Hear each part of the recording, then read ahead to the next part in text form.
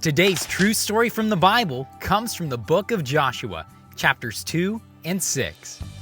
God had made a great promise to Abraham. Your family will grow into greatness, and a beautiful land will be theirs. The Israelites had been freed from Egypt and were journeying to the promised land, but the journey was long and hard. As they walked through deserts and crossed rivers, they struggled to obey and trust God.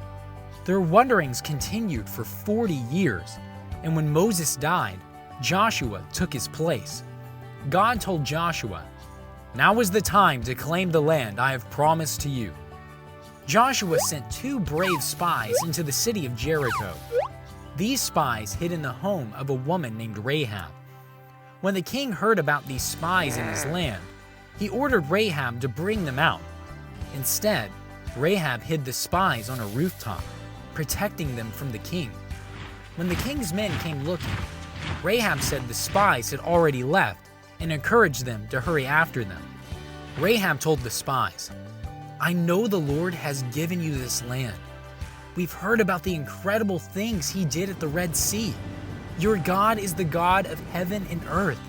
I've shown you kindness, so please show kindness to my family when you return to conquer our city." Rahab helped the men escape by lowering them down through a window using a rope. Before leaving, they told her to tie a scarlet cord on the same window. They promised that when the Israelites came to fight Jericho, if Rahab and her family stayed inside the house marked by the red cord, they would be safe. The spies returned to Joshua and shared that the Lord was giving them the land. God guided Joshua in an unusual plan. The Israelites marched around Jericho one time for 6 days. Then on the 7th day, they marched 7 times, blew trumpets, and shouted. Miraculously, the walls crumbled.